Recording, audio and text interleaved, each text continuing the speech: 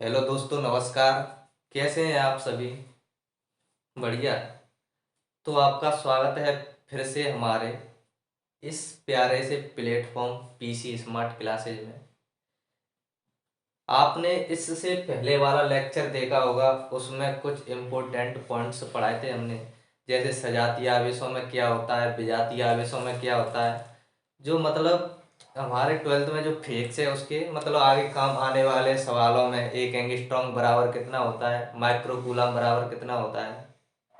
अगर आपने इससे पहले वाला लेक्चर अभी तक नहीं पढ़ा है तो हमारी प्लेलिस्ट में जाइए, वहाँ पर इससे पहले वाला लेक्चर देखिए। अब इसके बाद पढ़ने वाले हम क्या पढ़ेंगे, कूलम का नियम। कूलम का व्युत्क्रम वर्ग का नियम एवं इसको सिद्ध करना है हमको। साथ ही हमको क्या देना है, एकांक आवेश की परिभाषा। दो तीन तरीके से पूछ लेता है क्वेश्चन। कैसे? पहले ये भी पूछ सकता है कि विद्युत संबंधी कूलम का व्युत्क्रम वर्ग का नियम लिखिए तथा इस नियम के गणितीय सूत्र की स्थापना कीजिए। एक और क्वेश्चन है, या ऐसे भी पूछ सकता है, दो बिंदु आवेशों के मध्य लगने वाले आकर्षण या प्रतिकर्षण संबंधी नियम लिखिए तथा इस नियम के लागू होने की शर्तें लिखिए। ठीक है, तो हमने क्या क्वेश्चन लिख लिया है, कूलम का व्युत्क्रम वर्ग का नियम लिखिए एवं सिद्ध कीजिए तथा एकांक आवेश की परिभाषा दीजिए। पहले हम देख लेते हैं कि कूलम का नियम क्या होता है, एक कब दिया था और किसने दिया था। तो मेरे भाइयों, एक कूलम का नियम सन 1785 में दिया था। कब? सन 1785 में। सन 1785 में किसने दिया था? सी ए कूलम ने। किसने दिया था? सी ए कूलम ने। वैज्ञानिक थे सी ए कूलम। उनके नाम पर कौन सा नियम दिया गया था? कूलम का व्युत्क्रम वर्ग का नियम। इतना समझ आया कि नियम किसने दिया था? तो नियम किसने दिया था? सी ए कूलम ने। कब दिया था? सन 1785 में। अब पढ़ते हैं कि कूलम ने जो नियम लिखा था, क्या नियम लिखा। देखो, कूलम का नियम, इस नियमानुसार किन्हीं दो स्थिर बिंदु आवेशों के मध्य, स्थिर यानी रुके हुए, स्थिर यानी क्या होता है? रुका हुआ कोई बिंदु है। ऐसे बिंदु, दो बिंदु है, एक बिंदु यहाँ पर, एक बिंदु यहाँ पर, दो बिंदु आवेश। कैसे आवेश? रुके हुए। तो देखो, मध्य लगने वाले आकर्षण या प्रतिकर्षण बल का मान उन आवेशों के परिमाणों के गुणनफल के अनुक्रमानुपाती, अनुक्रमानुपाती या समानुपाती, बात एक ही होती है। ठीक है, गुणनफल के अनुक्रमानुपाती तथा उनके बीच की दूरी के वर्ग के व्युत्क्रमानुपाती होता है। हमने दो बिंदु आवेश ले लिए। कौन कौन से बिंदु आवेश ले लिए? एक बिंदु आवेश ले लिया Q1, एक बिंदु आवेश ले लिया Q2। इनके बीच या तो आकर्षण बल लगेगा या प्रतिकर्षण बल लगेगा। वैसे हमको दिखाई दे रहा है दोनों कैसे हैं? सजातीय आवेश है। कैसे है? सजातीय आवेश। तो इनके बीच कौन सा बल लगने वाला है? कल वाले लेक्चर में पढ़ा होगा कौन सा बल लगता है जब सजातीय आवेश होते हैं। तो प्रतिकर्षण बल। कौन सा बल? प्रतिकर्षण बल। अगर विजातीय आवेश हो तो आकर्षण बल। इतना समझ में आया? यहां तक नियम समझ में आया? नियम क्या दिया था कूलम ने? इस नियमानुसार किन्हीं दो बिंदु आवेशों के मध्य, दो बिंदु स्थिर आवेशों के मध्य लगने वाले आकर्षण या प्रतिकर्षण बल का मान, जो आकर्षण या प्रतिकर्षण बल के परिमाणों के, क्या लेने? उनके सिर्फ परिमाण लेने हैं। परिमाणों के गुणनफल के अनुक्रमानुपाती तथा उनके बीच की दूरी के क्या होता है? व्युत्क्रमानुपाती होता है। दो बिंदु भी रख लिए हमने Q1 Q2, जो एक दूसरे से कितनी दूरी पर रखे हैं? R दूरी पर। तो हम लिख सकते हैं एक छोटी सी लाइन, चित्र में दो बिंदु आवेश। कौन कौन से? Q1 और Q2। चित्र में दो बिंदु आवेश Q1 और Q2 एक दूसरे से कितनी दूरी पर रखे हैं? R दूरी पर। एक दूसरे से R दूरी पर रखे हैं। यदि इनके बीच लगने वाला बल F हो तो, यदि इनके बीच लगने वाला बल कौन सा हो, F हो तो। अब इनके बीच बल तो F लग गया, लेकिन क्या कह रहा है उसके नियम में कि उन आवेशों के परिमाणों के गुणनफल के अनुक्रमानुपाती। आवेश के परिमाण क्या है, Q1 Q2। अनुक्रमानुपाती कहे या समानुपाती कहे, बात एक ही होती है। अनुक्रमानुपाती कह रहा है तो उनके बीच लगने वाला बल F हो तो किसके समानुपाती होता है, Q1 Q2 के परिमाणों के गुणनफल के समानुपाती। इसको दे देते हम समीकरण नंबर 1। अब इसके बाद क्या कहता है, तथा उनके बीच की दूरी के वर्ग के व्युत्क्रमानुपाती होता है। अगर व्युत्क्रमानुपाती कहा जाता है, दूरी के वर्ग के कह रहा है तो बटे में पहुंच जाता है। दूरी क्या है, r, कैसा है, वर्ग के व्युत्क्रमानुपाती। ये कैसा हो गया, Q1 Q2 के अनुक्रमानुपाती हो गया। ये बल कैसा हो गया, दूरी के वर्ग के व्युत्क्रमानुपाती हो गया। बताओ यहां तक समझ में आया कि नहीं आया? यहां तक कहां से आ गया, यहां तक पूरा का पूरा आपके नियम से ही आ गया, जो कूलॉम ने नियम दिया है कि बल का मान उन आवेशों के परमाणुओं के गुणनफल, तो आवेशों के परमाणुओं का गुणनफल कर दिया हमने। अब कह रहा है उनके बीच की दूरी के वर्ग के व्युत्क्रमानुपाती, तो बीच की दूरी के वर्ग के व्युत्क्रमानुपाती कर दिया। अब यहां तक समझ में आया होगा तो हम आगे बढ़ सकते हैं। हमारे पास समीकरण 1 बन गया F समानुपाती Q1 Q2, और समीकरण 2 बन गया F समानुपाती 1/r²। या तो ऐसे पढ़ सकते हैं हम F समानुपाती 1/r², या फिर ऐसे पढ़ेंगे F व्युत्क्रमानुपाती r²। चलो स्क्रीनशॉट ले लिए जल्दी से, जिससे हम आगे बढ़े आगे। ठीक है, साफ कर देते हैं ऊपर से।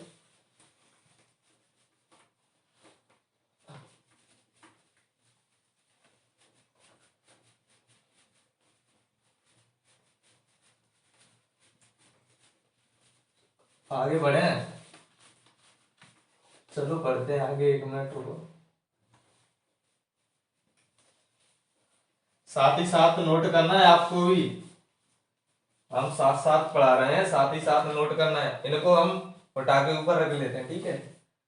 F समानुपाती Q1 Q2 समीकरण नंबर 1, F व्युत्क्रमानुपाती r² समीकरण नंबर 2। अब करना क्या है हमको, यहां से समीकरण 1 2 को मिलाकर लिखने पर, समीकरण 1 व 2 को क्या लिखने पर, मिलाकर लिखने पर। दोनों को मिलाकर लिखेंगे तो देखो इसके LHS पक्ष है वो क्या है, बराबर है, तो दोनों में F F है तो क्या ले लेंगे, एक F ले लेंगे, यानी बल समानुपाती है, समानुपाती Q1 Q2 कहाँ आएगा, ऊपर, Q1 Q2 ऊपर, और r² कहाँ जाएगा, नीचे। F समानुपाती Q1 Q2 बटे क्या आ गया, r²। अब हम कोई जब समानुपाती को हटाते हैं तो कोई नियतांक लेते हैं, समानुपाती को हटाएंगे तो बराबर रखेंगे और नियतांक क्या ले लेंगे, k। यह क्या आ जाएगा, Q1 Q2 बटे r²। इसको दे देते हैं समीकरण नंबर 3। जब हमने समानुपाती हटाया तो क्या आ गया, कोई नियतांक आ गया। जब हम लिख सकते हैं कि जहां के एक नियतांक है जिसका मान मापन की पद्धति पर निर्भर करता है। अब मापन की पद्धति क्या होती है, जैसे SI पद्धति में k का मान कुछ और होता है, CGS पद्धति में k का मान कुछ और होता है। तो पहले पढ़ लेते हैं हम SI पद्धति में, किसमें पढ़ेंगे, SI पद्धति में, SI पद्धति में वायु या निर्वात के लिए, SI पद्धति में वायु या निर्वात के लिए k का मान होता है मेरे दोस्त, k बराबर 1/4 पाई एप्सिलॉन 0, या फिर इसका पूरा मान होता है k बराबर 9 × 10⁹। इसका मात्रक होता है न्यूटन इंटू मीटर स्क्वायर प्रति कूलाम स्क्वायर। ठीक है, जब हम सवाल करेंगे कूलाम के व्युत्क्रम वर्ग के नियम के आधार पर तो हम सूत्र लगाएंगे 1/4πε0। तो इसका मान क्या रखेंगे हम 9 गुणा 10⁻9। यहां तक समझ में आया कि नहीं आया? अब क्या करेंगे, समीकरण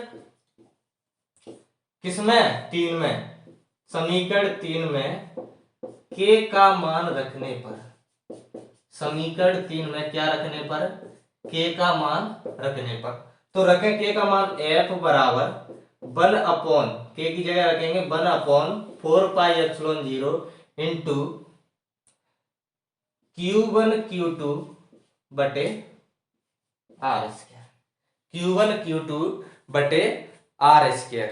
ठीक है, और या फिर हम इसका मात्रक क्या होता है न्यूटन, या फिर हम ऐसे रख सकते हैं या करके F बराबर इसकी जगह इसका मान रख सकते हैं 9 गुणा 10⁻9 इंटू Q1 Q2 बटे R स्क्वायर।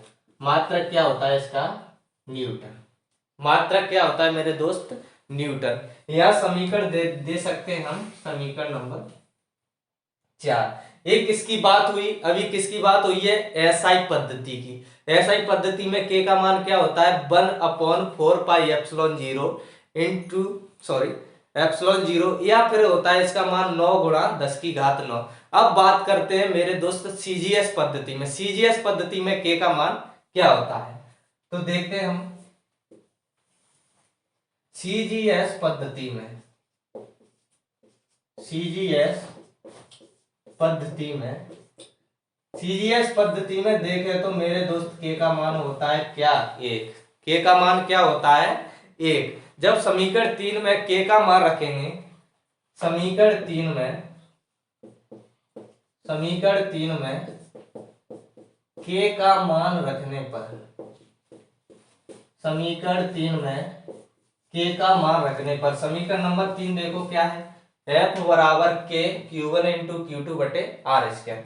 तो f बराबर k की जगह पे 1 रखेंगे तो 1 से इसका इंटू करेंगे पूरे से तो कोई अंतर नहीं आएगा, क्या आ जाएगा Q1 Q2 बटे R स्क्वायर। मात्रक क्या होता है न्यूटन। अब हमने देखा कि एसआई पद्धति में क्या होता है इसका मात्रक न्यूटन, लेकिन हमने यहां गलत लिख दिया है। सीजीएस पद्धति में क्या होता है डायन होता है, क्या होता है डायन, क्या होता है डायन। ये हो गई आपकी एसआई पद्धति और सीजीएस पद्धति की बात, एसआई पद्धति और सीजीएस पद्धति की बात हो गई। अब बढ़ेंगे यहां से आगे।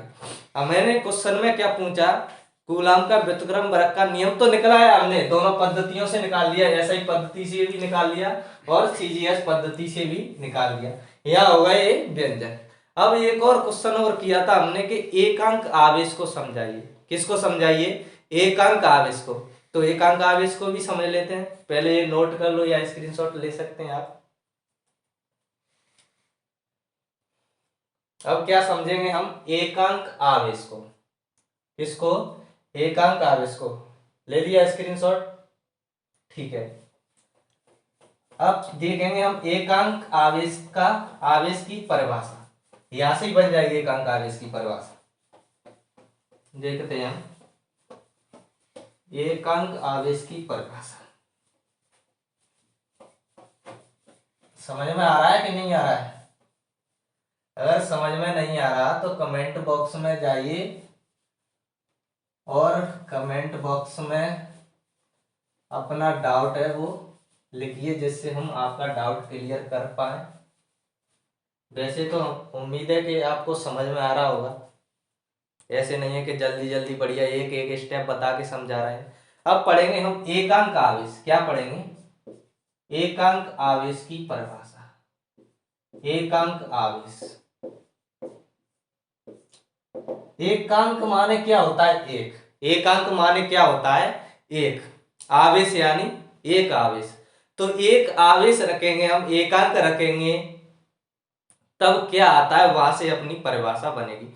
तो हम लिख सकते हैं यदि क्या लिख सकते हैं, यदि Q1 बराबर Q2 बराबर क्या हो, 1 कूलम, यानी Q1 और Q2 बराबर कितना आवेश रख लिया हमने, 1 कूलम या 1 कूलम, तथा तथा R बराबर 1 मीटर। R क्या थी, दोनों आवेशों के बीच की दूरी थी, दोनों आवेशों के बीच की दूरी R बराबर 1 मीटर हो तो समीकरण कितने से, 4 से, समीकरण 4 से।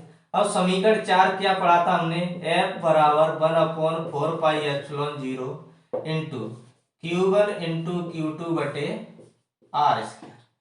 F बराबर 1/4 पाई एप्सिलॉन का मान क्या होता है, 9 गुणा 10 की घात 9 इंटू Q1 Q2 के मान कितने हैं, 1 इंटू 1 बटे R स्क्वायर यानी 1 का स्क्वायर। F बराबर 9 गुणा 10 की घात 9, 1 का वर्ग कितना होता है, 1, 1 का 1 से गुणा करें 1, 1 से सभी का गुणा करें कितना, 1, 1 से 9 गुणा 10 की घात 9 का गुणा करेंगे कितना आएगा, 9 गुणा 10 की घात 9 न्यूटन। ये आ गया आपका एकांक मान रख के F बराबर 9 गुणा 10 की घात 9 न्यूटन। अब देखो परिभाषा कैसे बनेगी, परिभाषा कैसे बनेगी, यदि समान परिमाण के दो सजातीय आवेश, सजातीय यानी समान प्रकार के आवेश रखे थे हमने Q1 और Q2। समान परिमाण क्यों कह रहे हैं, क्योंकि दोनों के मान कितना रखा है हमने, 1 कूलम आवेश, कितना रखा है, 1 कूलम आवेश। तो हम कह सकते हैं कि यदि समान परिमाण के दो सजातीय आवेश एक दूसरे से क्या, एक दूसरे से 1 मीटर की दूरी पर, 1 मीटर की दूरी पर वायु या निर्वात में, वायु या निर्वात में स्थित होने पर, या वायु या निर्वात में स्थित यानी रखे हो, तो एक दूसरे को वे 9 गुणा कितना, 9 गुणा 10 की घात 9 न्यूटन बल से प्रतिकर्षित करे तो प्रत्येक आवेश क्या कहलाता है, एकांक आवेश कहलाता है। अब बोलो कि सर प्रतिकर्षित क्यों कर रहा है, क्योंकि सजातीय आवेश है, सजातीय आवेशों में क्या होता है, प्रतिकर्षित होता है या प्रतिकर्षण होता है। कल ही पढ़ाया था सजातीय विजातीय आवेशों में, अगर वो वाला लेक्चर नहीं देखा है आपने तो इससे पहले वो वाला लेक्चर देखिए, उसमें आपको बिल्कुल समझ में आ जाएगा सजातीय आवेश क्या होता है और विजातीय आवेश क्या होता है। एक बार और पढ़ें, बताएं परिभाषा कैसे बनेगी, साथ ही साथ लिखना, नोट करना, ठीक है। और हमारे जो पीडीएफ नोट्स चाहिए तो हमारे टेलीग्राम चैनल पर जाइए, वहां सर्च कर लीजिए पीसी स्मार्ट क्लासेस, वहां पर आपको पीडीएफ नोट्स वगैरह सब मिल जाएगा, ठीक है। तो हम कह सकते हैं यदि समान परिमाण के दो सजातीय आवेश एक दूसरे से 1 मीटर की दूरी पर वायु या निर्वात में स्थित हो तो, स्थित हो तो वह एक दूसरे को 9 गुणा 10 की घात 9 न्यूटन के बल से प्रतिकर्षित करे तो एकांक आवेश क्या कहलाता है मेरे दोस्त, तो एकांक आवेश कहलाता है। तो प्रत्येक आवेश कैसा आवेश कहलाता है, एकांक आवेश कहलाता है। यदि समान परिमाण के दो सजातीय आवेश एक दूसरे से वायु या निर्वात में 1 मीटर की दूरी पर स्थित होने पर एक दूसरे को 9 गुणा 10 की घात 9 न्यूटन के बल से प्रतिकर्षित करे तो एकांक आवेश, तो प्रत्येक आवेश क्या कहलाता है, एकांक आवेश कहलाता है। अब समझ में आ गया होगा, ठीक है। एक एक शब्द बता रहे हैं, अब भी समझ में नहीं आया तो क्या करें, दोबारा से वीडियो देख सकते हो, ठीक है। आगे बढ़ते हैं हम, कूलाम के नियम की सीमाएं क्या होती हैं, कूलाम के नियम की सीमाएं, कूलाम के नियम की सीमाएं, कूलाम के नियम की सीमाएं, हेडिंग करना है हमको और पहला पॉइंट लिखना है। देखो कूलाम के नियम की सीमाएं कौन कौन सी होती हैं। यह नियम केवल बिंदु आवेशों के लिए सत्य है, क्या, यह नियम केवल बिंदु आवेशों के लिए सत्य है। बिंदु आवेशों के लिए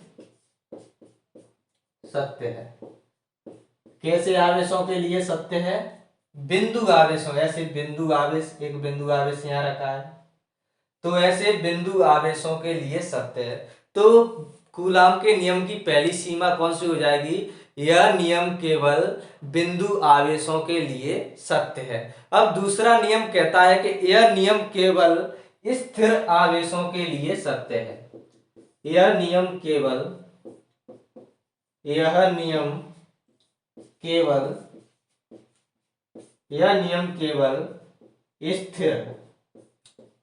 स्थिर आवेशों के लिए सत्य है। स्थिर आवेश कहें तो रुके हुए आवेश, स्थिर यानी क्या होता है? रुके हुए आवेश। यह नियम केवल स्थिर आवेशों के लिए सत्य है, यानी रुके हुए आवेशों के लिए सत्य है। अब अगला नियम कहता है यह नियम आवेश के मध्य, अगला पॉइंट क्या कहता है? यह नियम आवेशों के मध्य, यह नियम आवेशों के मध्य, आपको भी साथ ही साथ नोट करना है, ध्यान रखना, ठीक है। आवेशों के मध्य अत्यधिक दूरी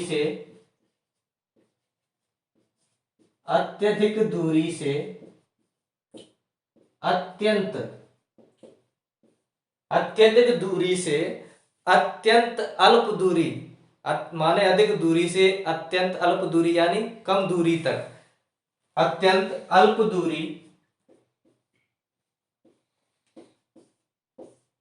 दूरी कहां तक कर सकता है? 10⁻⁻15 मीटर से कम। 10⁻⁻15 मीटर से कम, 10⁻⁻15 मीटर से कम तक सत्य है।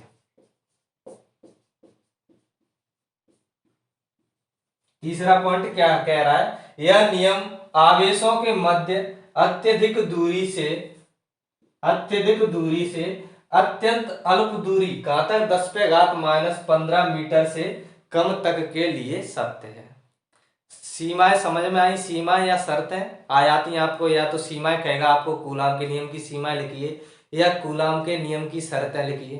तो पहला नियम क्या होगा हमारा? यह नियम केवल बिंदु आवेशों के लिए सत्य है। दूसरा पॉइंट होगा यह नियम केवल स्थिर आवेशों के लिए सत्य है। तीसरा होगा यह नियम आवेशों के मध्य लगने वाले बल, जो आवेशों के मध्य बल लगता है वो अत्यधिक दूरी से अत्यंत अल्प दूरी यानी कि 10⁻⁻15 मीटर से कम तक सत्य होगा। अब पढ़ लेते हैं इसके महत्व। क्या पढ़ लेते हैं? इसके महत्व क्या क्या है? कूलाम के महत्व क्या क्या बताए थे? महत्व में नंबर पहला पॉइंट लिखेंगे, लिखो, यह नियम प्रयोगों के आधार पर प्राप्त हुआ है। यह नियम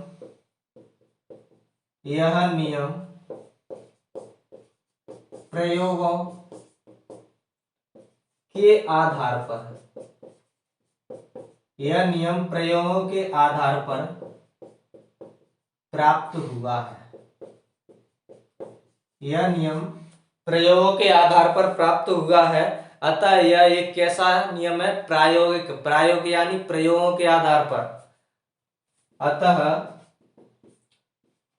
यह एक प्रायोगिक नियम है। कैसा नियम है? प्रायोगिक नियम है। जब किसी नियम को प्रयोगों के आधार पर प्राप्त कर रहे हैं तो कौन सा नियम कहलाएगा? प्रायोगिक नियम। दूसरा पॉइंट देखें, ये कौन सा हो गया? प्रायोगिक नियम। दूसरा पॉइंट होगा दो बिंदु आवेशों के बीच लगने वाले बल पर, दो बिंदु आवेशों के बीच लगने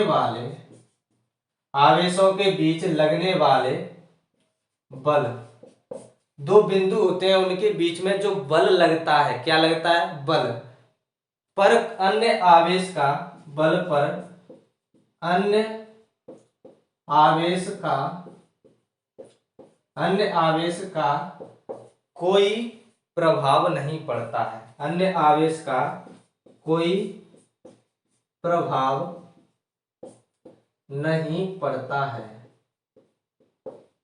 नहीं पड़ता है। जैसे दो बिंदु आवेश रखे हैं, यहाँ हमने रख लिए Q1, एक आवेश रख लिया Q2। जब इन आवेशों के मध्य बल लग रहा है, कोई भी बल लग रहा है, आकर्षण या प्रतिकर्षण, तो हम एक कोई आवेश यहाँ रखें Q0 मान लेते हैं, या फिर हम यहाँ रखें, तो जो इनके बीच बल लगेगा वो तो लगेगा, इस बल का या इस बल का इन पर कोई प्रभाव नहीं पड़ता है। तो महत्व तो क्या हुए, यह नियम प्रयोगों के आधार पर प्राप्त हुआ है, इसलिए इस नियम को क्या कहते हैं, हम एक प्रायोगिक नियम कहते हैं। और दो बिंदु आवेशों के बीच लगने वाले बल पर अन्य आवेश का कोई प्रभाव नहीं पड़ता है। जैसे हमने देखा Q1 Q2 दो आवेश रखे हैं, इधर हम कहीं भी कोई आवेश रख रहे हैं तो इन आवेशों का कोई प्रभाव नहीं पड़ेगा, बल लगेगा उतना ही लगेगा। ठीक है, अब यहां से आगे बढ़ते हैं। समझ में आ गया? एक बार समझ में आ गया तो फास्ट कमेंट करके बताओ कि हाँ सर बिल्कुल समझ में आ गया। अगर समझ में नहीं आया हो तो हमको बोलें, दोबारा से समझाएंगे।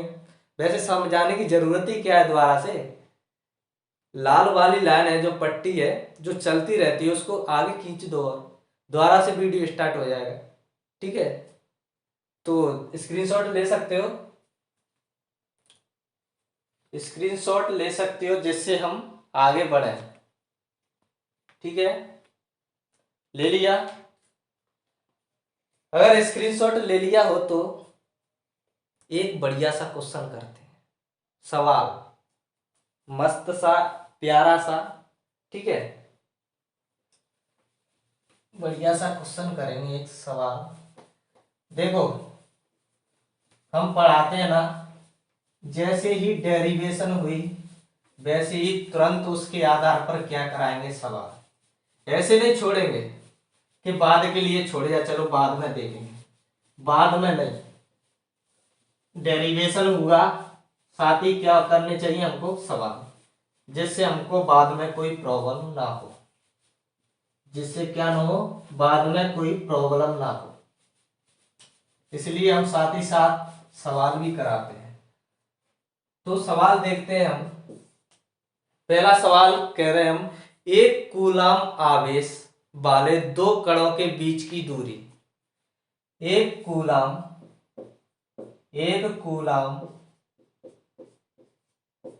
आवेश वाले,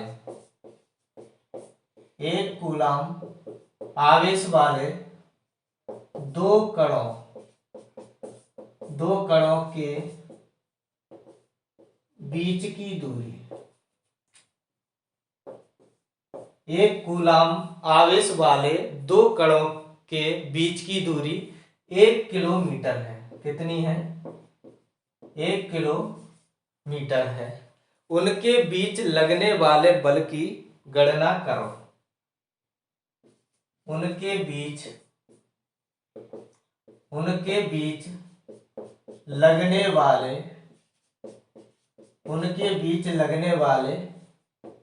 बल की गणना कीजिए। पहले सवाल समझो ध्यान से, एकदम बिल्कुल एक एक स्टेप समझाएंगे हम। अगर फिर भी नहीं समझ में आता है तो आप देख लो यार, बहुत तरीके से समझाएंगे, एक एक पॉइंट, एक एक स्टेप। एक कूलाम आवेश वाले दो कणों के बीच की दूरी, तो दो कण रख लेते हैं हम, Q1 और Q2 मान ली हमने। ठीक है, दो कण हो गए Q1 Q2, इनके बीच की दूरी कितनी है? 1 किलोमीटर। 1 किलोमीटर, इनके बीच की दूरी कितनी है? 1 किलोमीटर। तो हम लिख सकते हैं दिया है, क्या लिख सकते हैं? दिया है एक कूलाम आवेश वाले दो कण है, तो ये दो कण है, इनका कितना आवेश है इन पर? 1 कूलाम आवेश। तो हम रख सकते हैं Q1 बराबर Q2 बराबर 1 कूलाम। ठीक है, या इनके बीच की दूरी को कहा से लिखते हैं, R से, कितनी है 1 किलोमीटर। बीच की दूरी कितनी है मेरे दोस्त, 1 किलोमीटर। अब आपको पता है हमेशा दूरी को छोटी इकाई में लिखते हैं, तो किलोमीटर को किस में बदलेंगे हम, मीटर में बदलेंगे। तो जब हम मीटर में बदलते हैं तो किसका गुणा करते हैं, 1000 का। 1 किलोमीटर में कितने मीटर होते हैं, 1000। तो 1000 का 1 से गुणा करेंगे तो कितना हो जाएगा, 1000 मीटर। या फिर इसको ऐसे लिख सकते हैं 10⁻³ मीटर। बोलो लिख सकते हैं कि नहीं, बोलो लिख सकते हैं हम 10⁻³ मीटर, बिल्कुल लिख सकते हैं। अब ज्ञात क्या करना है हमको, बल ज्ञात करना है, यानी F बराबर। अब F बराबर देखो, जब दो स्थिर बिंदु आवेश हैं,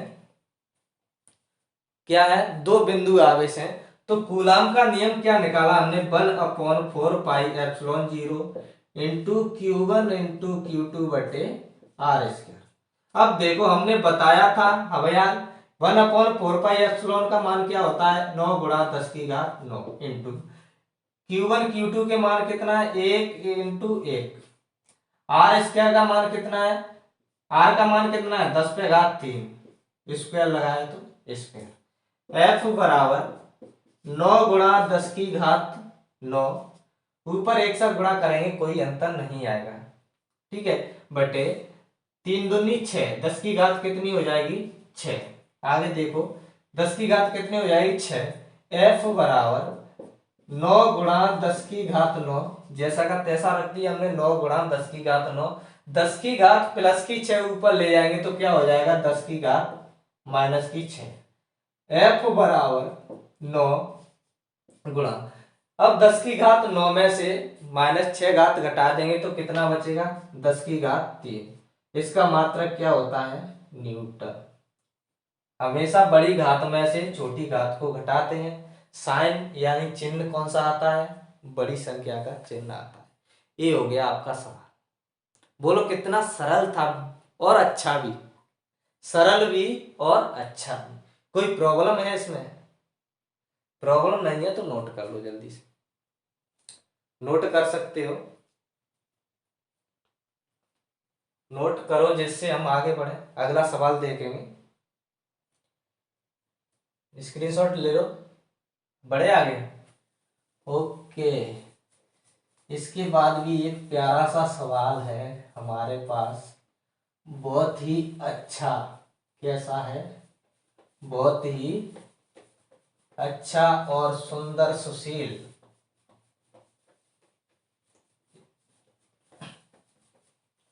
हमारी गारंटी है डेरिवेशन न्यूमेरिकल किसी में भी प्रॉब्लम नहीं आएगी, बिल्कुल। कब नहीं आएगी, जब आप समझ के पढ़ोगे तब, ठीक है। फिजिक्स को रटना तो हमने मना ही कर दिया, बिल्कुल रटना तो है ही नहीं। क्या करना है, समझना है सिर्फ, क्या करना है, समझना है सिर्फ। अब बताते हैं हम दूसरा सवाल।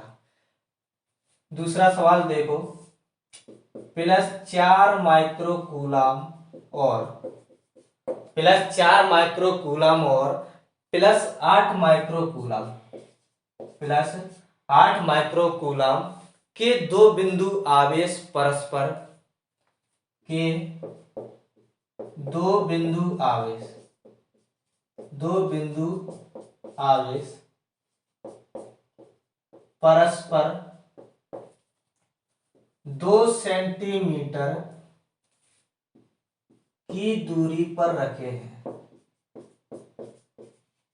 परस्पर 2 सेंटीमीटर की दूरी पर रखे हैं। इनके बीच लगने वाले स्थिर विद्युत, इनके बीच लगने वाले स्थिर विद्युत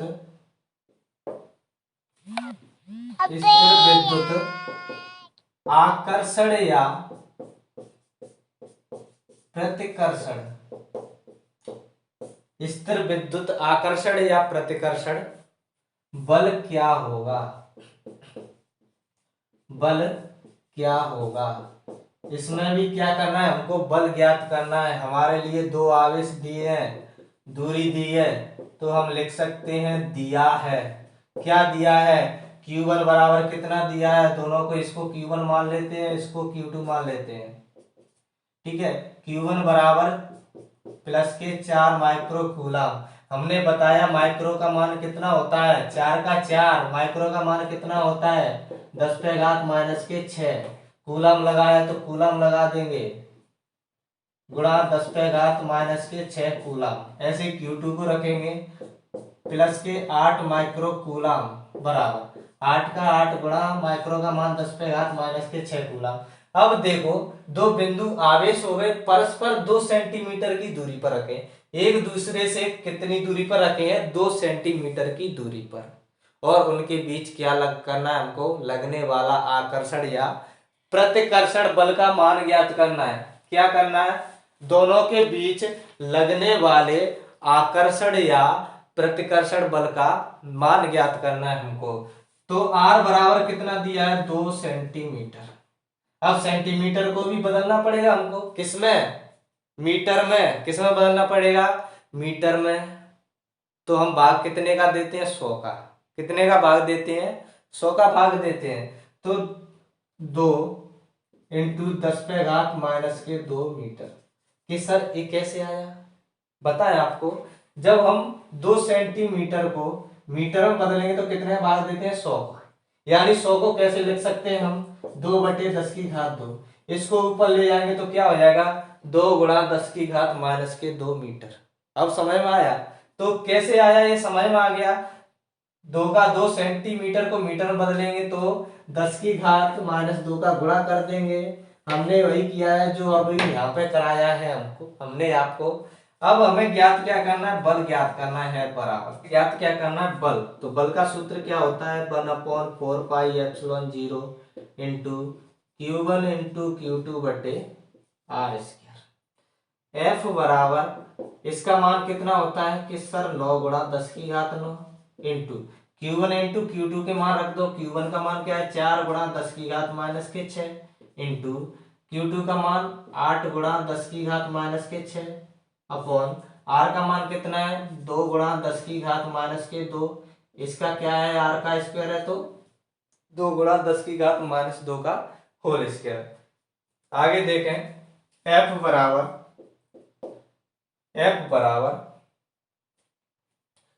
9 गुणा 4 को लिख लेते हैं, गुणा 8 को लिख लेते हैं, इंटू 9 गुणा 4 गुणा 8 इंटू 10 की घात 9 इंटू 10 की घात माइनस 6। 10 की घात माइनस 6 कितने हो जाएंगे, 10 की घात माइनस के 12। और बटे में क्या है, 2 इंटू 10 की घात माइनस 2 का वर्ग करना है, तो 2 का वर्ग 4 इंटू 10 की घात माइनस 2 का वर्ग कितना हो जाएगा, 10 की घात माइनस के 4। आगे देखें, F बराबर 4 से तो 4 कट गया मेरे दोस्त, 4 से 4 कट गया। अब 9 का गुणा 8 से करेंगे, 9 का गुणा 8 से करेंगे तो कितना हो जाएगा, 9 8 72। 9 का गुणा 8 से करेंगे तो कितना हो जाएगा, 9 8 72। कितना हो जाएगा, 9 8 72। ठीक है, 9 8 72 हो गया।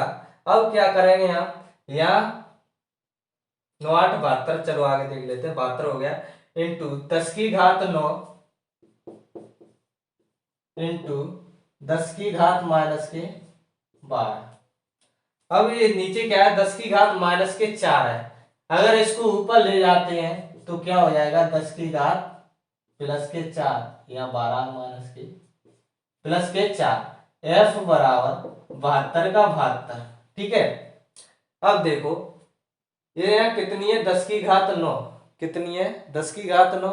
या कितना है, 10 की घात 4। कितना हो गया, इंटू 10 की घात 13 हो जाएगा जोड़ के, इंटू ये कितना है, 10 पे घात माइनस के 12। अब देखो F बराबर यह कितना है, 72। 10 की घात 13 में से हम 10 की घात माइनस 12 घटेंगे, कितना बचेगा, 10। 10 का 72 से इंटू करेंगे, कितना आ जाएगा, 720 न्यूटन। ये हो गया आपका आज का लेक्चर खत्म। दोबारा समझे, एफ बराबर क्या होता है फॉर्मूला 1/4πε0 Q1 × Q2 बटे आर स्क्वायर। 1/4πε0 का मान कितना होता है 9 × 10⁻9। Q1 का मान कितना है 4 × 10⁻−6। Q2 का मान कितना है 8 × 10⁻6 तो 8 × 10⁻6। आर का मान कितना है 2 × 10⁻2 तो हमने लिख दिया इसका क्या कर दिया वर्ग लगाया तो वर्ग लगा दिया। अब 9 हमने 9 4 8 को आगे लिख लिया है 9 × 4 × 8 ठीक है इंटू 10⁻9 को लिख लिया है और 10⁻6 10⁻6 को जोड़ेंगे कितना आ जाएगा 10⁻12 बटे में 2 × 10⁻2 का वर्ग करेंगे तो 2 का वर्ग 4 10⁻2 का वर्ग 10⁻4 ठीक है 9 का 8 से इंटू करेंगे तो कितना हो जाएगा 72 और 4 से हमने 4 काट दिया है 72 इंटू ऊपर 10⁻9 और 10⁻12 नीचे क्या है 10⁻4 इसको ऊपर ले जाएंगे तो 10 की घात क्या हो जाएगी +4 72 इंटू 10⁻9 में 10⁻4 जोड़ेंगे प्लस की कितना हो जाएगा 10⁻13 इंटू 10⁻12 अब देखो 72 गुणा 10⁻13 में से 10⁻12 बचेंगे 12 घटाएंगे तो कितना बचेगा 10 यानी 10⁻1 10⁻13 में से 12 घटाएं कितना बचेगा 10⁻1 को हम घात 1 लिखते नहीं है कभी यानी 10 ही बचेगा 10 का 20 से गुणा करेंगे 72 से गुणा करेंगे तो कितना बचेगा 720 न्यूटन। ये हो गया आपका आंसर। थैंक यू बाय सभी को। कैसा लगा आज का लेक्चर कमेंट बॉक्स में हमें कमेंट करके बताइए और अभी तक हमारे चैनल को सब्सक्राइब नहीं किया है तो हमारे चैनल को सब्सक्राइब कीजिए और आपके लिए ऐसे ही रोजाना पढ़ाते रहेंगे लेक्चर। Thank you bye.